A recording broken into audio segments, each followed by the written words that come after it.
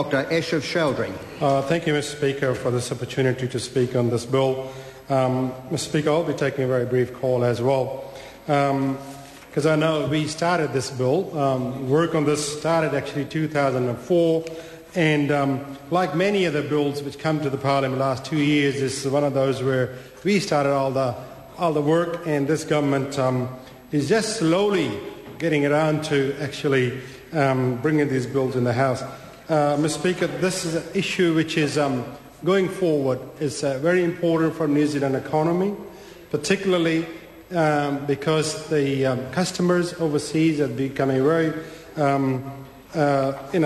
they want to ensure the food they're getting is of high quality, as can be traced back to the farms, to the animals, and make sure that what they're getting is the real stuff.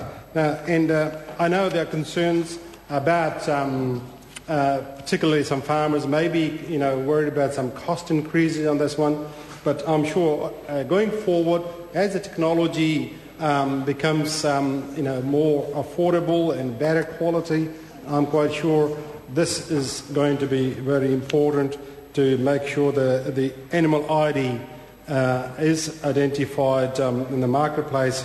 And with those few words, Mr. Speaker, I commend this bill to the House. Call Kevin Hay. Mr. Speaker, last week in a debate I spoke to my colleagues from the ACT Party about some of Adam Smith's conditions for markets to operate correctly and for competition to deliver the best mix of price and quality.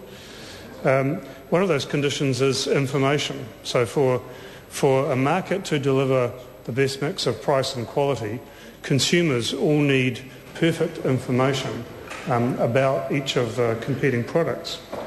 And so this is a bill that is about meeting that consumer need for greater information, at least in part. There's more and more evidence, I think, that consumers around the world are seeking more information about the quality of the products that they consume. Both quality in the conventional sense, does this thing do what it says it does? Does this particular piece of food taste the way we want it to? Does it last as well as we want it? But also aspects of quality like safety, animal welfare is one of the aspects of the quality of the products that we sell overseas, and environmental considerations. Whether or not a product is free range in the farming sector, its GE content or otherwise. Distance is increasingly an important consideration for many consumers. How far has this product had to travel to get to me?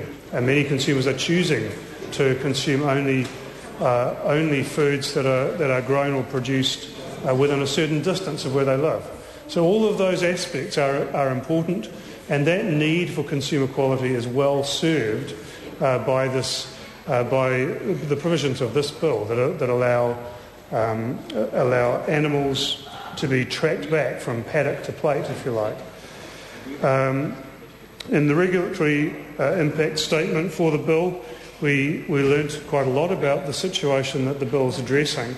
And I was particularly struck by the situation that occurred in February 2008, where the European Union banned Brazilian beef imports due to deficiencies in the Brazilian tracing systems. And that came at a cost to Brazil of $430 million. So this is really important for our economy. The bill also has really important biosecurity implications and should be supported for that reason also. We do have a concern about the development of the bill, the process that was used, because it certainly appears from the discussion in the regulatory impact statement that there did not appear to be consultation with the organic sector in the broader agriculture sector, and that's a concern to us. The organic sector is a very important part of of the New Zealand agricultural scene, and it's also a sector that particularly stands to benefit if the system is well developed, because the organic sector has a good story to tell for those consumers overseas who are specifically seeking quality. So certainly in the consideration of the bill by the Select Committee, the Green Party will be specifically encouraging and looking for submissions from the organic sector, submissions from those farmers who perhaps are particularly pursuing that high quality niche marketing in their products. I want to also raise a concern about one aspect of the bill. And again, we hope that this will be an issue that is well considered by the Select Committee. And that relates to the enforcement powers that will be given to those who are implementing this law. Because, sir, the enforcement powers that include search and surveillance powers, detention powers, a sweeping range of powers that represent a significant imposition on the human rights and liberties of people. We certainly will be looking hard in that Select Committee process to see that imposition on people's rights and freedoms is justified by the evil that they seek to avert. And a related concern there, sir, that again we're going to be paying particular attention to, is the fact that these sweeping powers are vested by this bill not in an arm of the state but by something else, into I guess it's almost a quango, this body that will be that will be exercising these tasks. And so again, that's a major alarm bell for our party, because we believe that those substantive powers that impose on the rights and freedoms of New Zealanders ought only to be exercised by the state, and under this bill they will not be. It creates a particular problem. And lastly, sir, I want to come to the flip side of this legislation, and my colleague Damien O'Connor alluded to that before the dinner break, because what we're doing in this bill is creating a system by which consumers in other countries will be able to track back in some detail the history of the foods that are produced for them by New Zealand farmers and growers.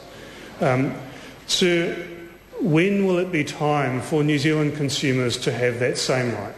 When will it be time for New Zealanders to know where their food comes from, what it contains, whether it contains genetically engineered organisms or ingredients, whether it's grown organically, whether it's free range, whether it contains trans fats or palm oil. So when will New Zealand consumers have those same rights that this bill is intended to satisfy for overseas consumers? I was pleased to hear Damien O'Connor saying that it was his intention to develop a members' bill on country of origin labelling. It does represent a very substantial shift from the position that he and Labor took in government. But we recognise change, and it's part of the Green mission, if you like, to export our ideas. And so we'll be very pleased to support that bill. But we call on the government, having introduced this bill, to introduce the companion bill, if you like, the companion bill to give New Zealand consumers those same rights to know what's in their food and where it comes from. Call Sandra Gowdy. Mr. Speaker, I'm pleased to